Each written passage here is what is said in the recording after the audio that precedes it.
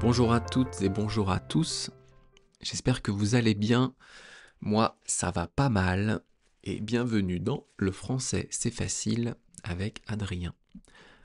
On est aujourd'hui le mardi 4 mars 2025 et on va parler de l'expression broyer du noir. Broyer du noir. Mais avant ça, comme d'habitude, je vous fais une petite introduction sur le sujet dont j'ai envie. C'est moi qui décide. Et en ce moment, je suis en train de regarder un animé coréen qui s'appelle Solo Leveling en anglais. Pourquoi je vous parle de ça? Parce que ce dessin animé, est assez sombre et le personnage est assez obscur, le personnage principal est assez obscur et assez noir. Et donc je vais vous parler de cet animé. L'histoire c'est, donc ça se passe sur Terre, évidemment il y a des humains, et d'un coup sont apparues des espèces de portes dimensionnelles qui emmènent dans des endroits où il y a des monstres à battre. Et les humains ont acquis une capacité de pouvoir chasser ces monstres. Pas tous les humains, mais une partie des humains. Et ces humains, ils sont classés en rangs. Il y a les rangs E, c'est les plus faibles, les rangs D, ils sont un tout petit peu plus forts, rang C, rang B, rang A et rang S pour spécial. Les rangs S, ce sont les rangs les plus forts. Après, donc, je vous ai dit A, B, C, D, E pour les plus faibles. Et dans ces chasseurs, on les appelle des chasseurs, dans ces différents rangs, vous avez une classe de magiciens, une classe d'attaquants, une classe de qu'on appelle tank, qui peut beaucoup défendre. On a des assassins, etc., etc.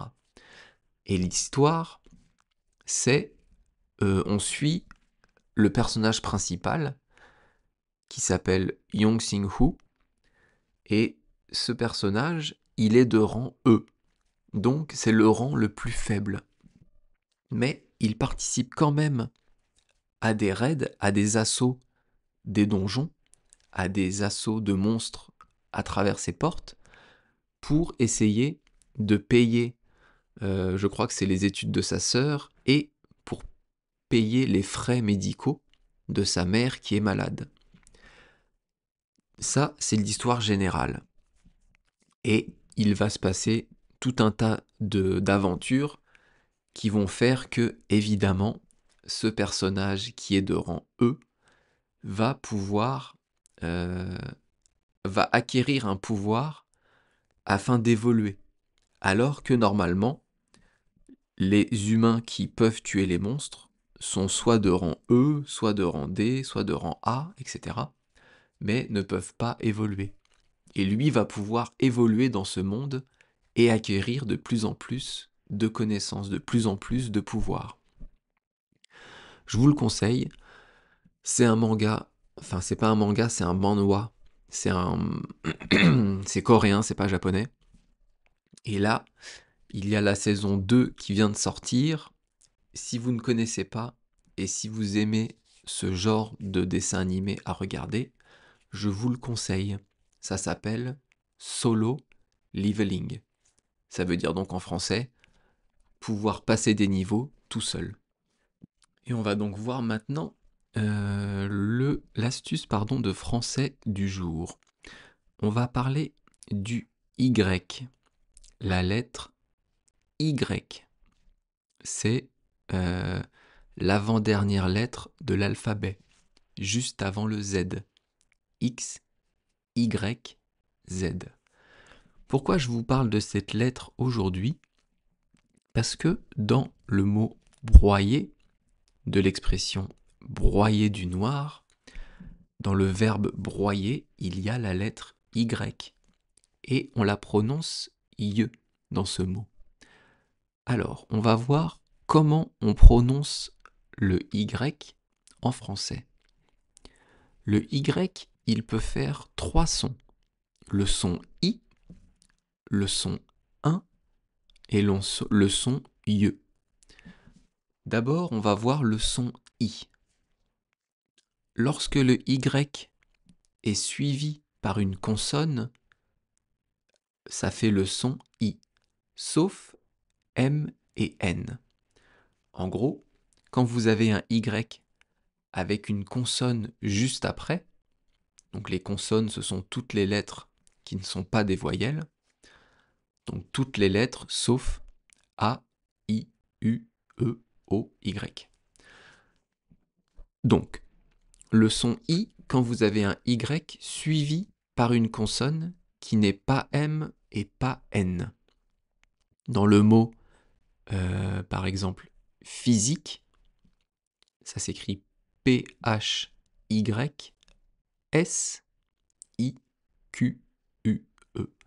Ce mot, physique, vous voyez que le Y est suivi par un S. Donc le Y, on le prononce I.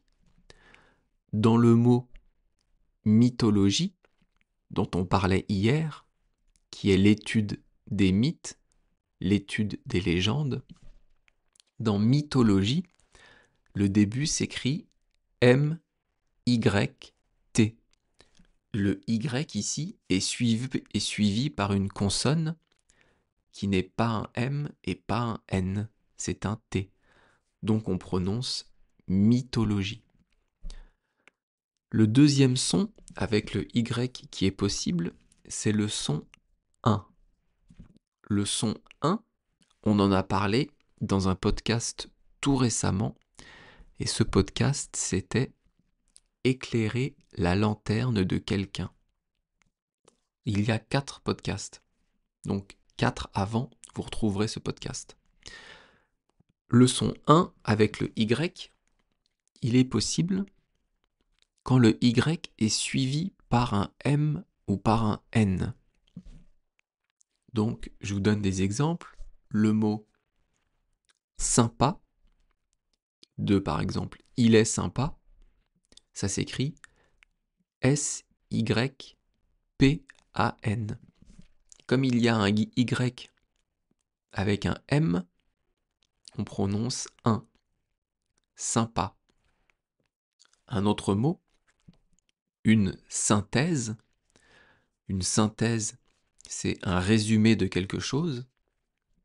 Eh bien, ce mot synthèse, il s'écrit S-Y-N au début. Vous avez un Y avec un N, donc on a le son 1. Un autre mot qui est tiré de la mythologie grecque, une nymphe. Eh bien, une nymphe, ça s'écrit au début N-Y-M. Donc ça se dit 1, nymphe. Et enfin, le troisième son possible avec le Y, c'est le son Y.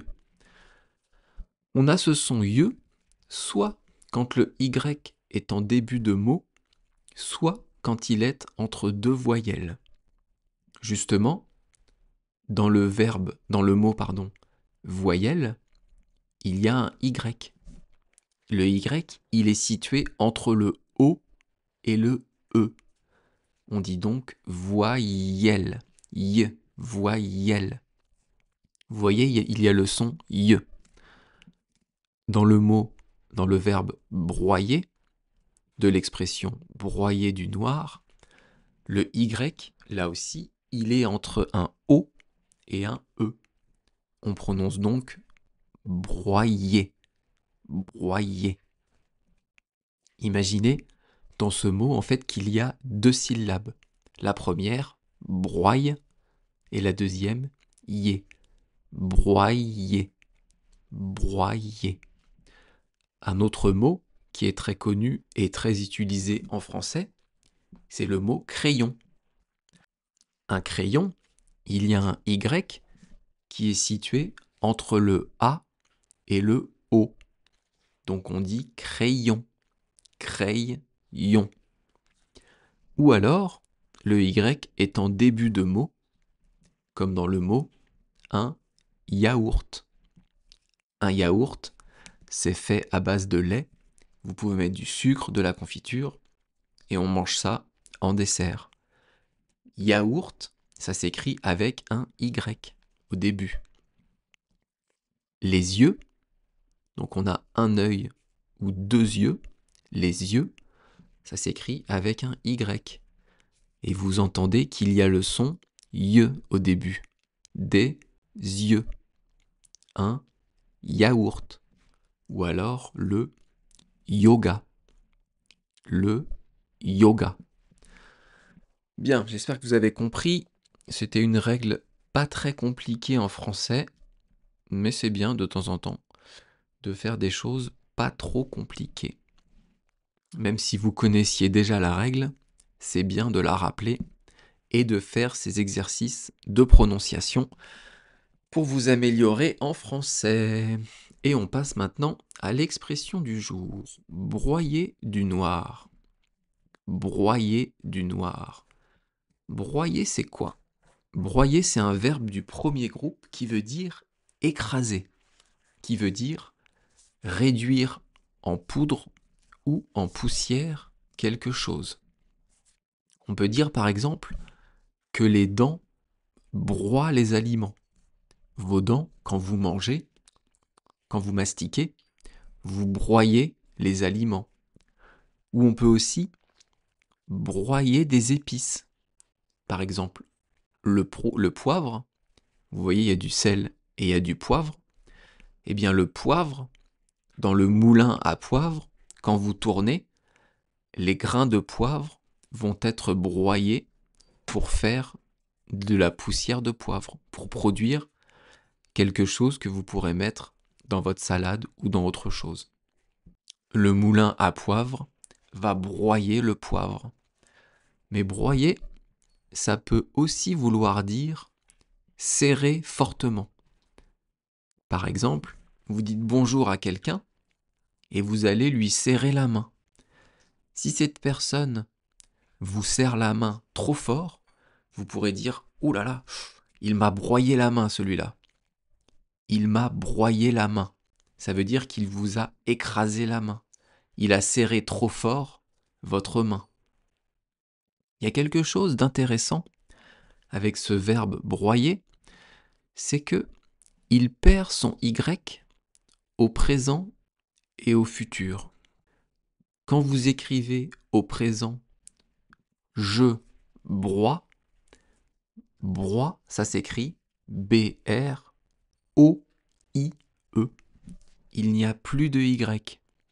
En fait, les verbes qui se finissent en oyer et en uyer, donc O-Y-E-R et U-Y-E-R, ils perdent leur Y au présent et au futur. Par exemple, on va conjuguer broyer au futur, c'est je broierai, tu broieras. Désolé, c'est pas très joli à dire, hein. Je broierai et tu broieras. Il y a deux R. Ça, c'est un bon exercice si vous voulez travailler votre prononciation du R. Le verbe broyer au futur. Allez, je vous le fais maintenant. Donc, je broierai, tu broieras, il broiera, nous broierons, nous, pardon, nous broierons, vous broierez et ils broieront. Oh là là, c'est très très moche à dire. Donc tout ça pour dire que... Arrête Plumeau. Excusez-moi, c'est mon chien qui couine. Tout ça pour dire que les verbes en oyer et en uyer perdent leur Y au présent et au futur. On revient donc à l'expression broyer du noir. Donc le mot du, ici, ça introduit quelque chose qui sera en quantité indéfinie. On ne sait pas combien de noir on va broyer. Ce n'est pas une quantité définie. Ce n'est pas un ou deux noirs. C'est une quantité qu'on ne connaît pas. Et enfin, le mot noir, évidemment, le mot noir, la première chose à laquelle on pense, c'est la couleur.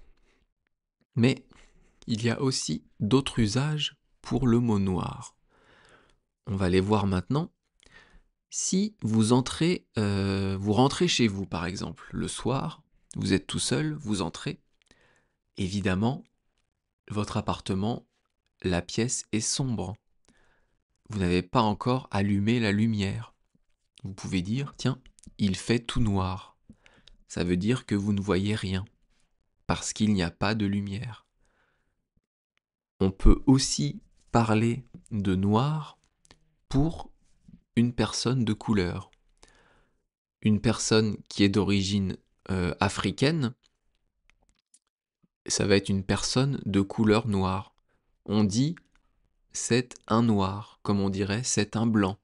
Mais j'avoue qu'on ne dit plus trop ça, parce que c'est devenu péjoratif de dire ça. Donc au lieu de dire noir, on dit personne de couleur. Ça, c'est la deuxième utilisation de noir. Mais il y en a encore d'autres.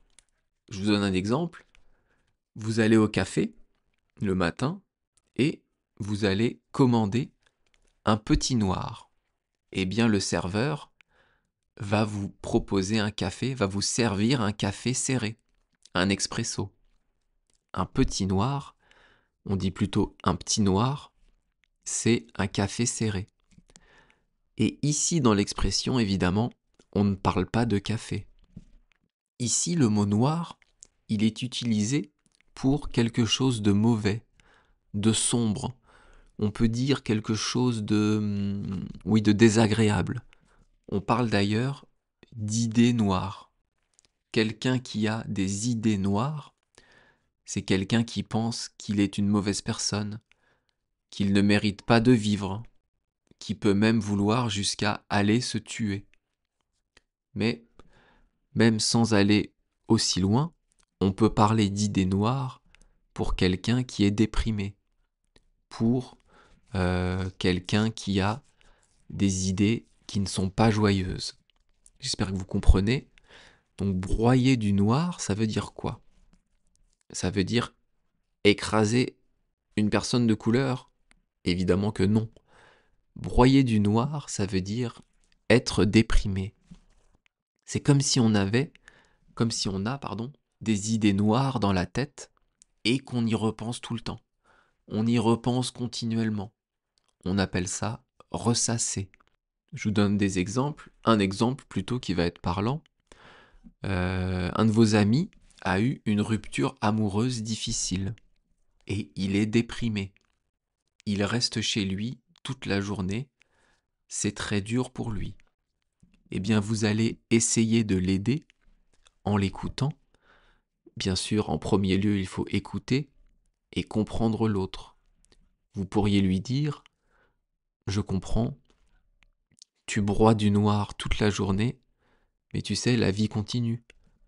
Moi aussi, j'ai vécu des moments difficiles, j'ai eu des périodes très dures dans ma vie, mais si j'ai réussi à m'en sortir, tu vas y arriver aussi. » Dans cette phrase, j'ai dit « tu broies du noir ».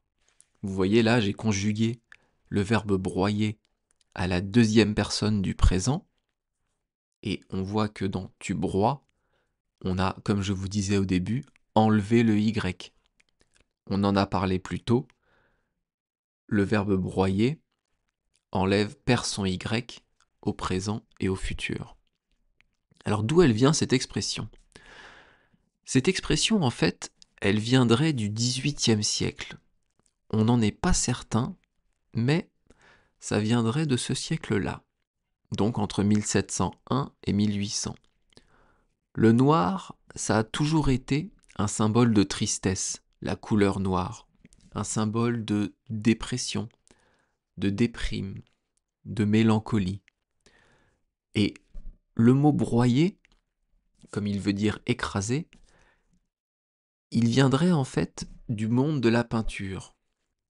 Les peintres à l'époque devaient écraser leur peinture avant de l'utiliser, devaient écraser la couleur noire en l'occurrence. Écraser, écraser, et donc broyer le noir. Et comme le noir en peinture est un symbole de tristesse, ça s'est transformé au fil du temps en broyer du noir quand on a un profond mal-être, quand on est très mal en point. Donc vous avez compris, broyer du noir, ça veut dire être déprimé, ne pas être bien, avoir des idées noires, ou alors n'avoir envie de rien, avoir envie de mourir, ça c'est l'étape ultime. En anglais, on traduit ça par to be depressed. J'espère que vous avez compris ce podcast. Je vais proposer sur ma chaîne Patreon, peut-être sur le podcast classique, je ne sais pas encore. Je vais analyser des chansons, une chanson par une chanson évidemment, où je vous passerai la chanson, et après je vais vous analyser phrase par phrase la chanson française, ce que l'auteur a voulu dire, etc., etc. Il faut juste que je vois au niveau de la SACEM comment on fait pour les droits, parce que pour passer une chanson dans un podcast, il faut payer des droits. Donc je vais me renseigner là-dessus. En tout cas, si vous avez des idées de chansons ou envie que j'étudie une chanson, évidemment, on va éviter le rap parce que c'est un peu compliqué, mais des chansons classiques du répertoire français, c'est possible, donc envoyez-moi un message, il n'y a aucun problème. Merci beaucoup de m'avoir écouté. Bye bye, hasta luego, matane.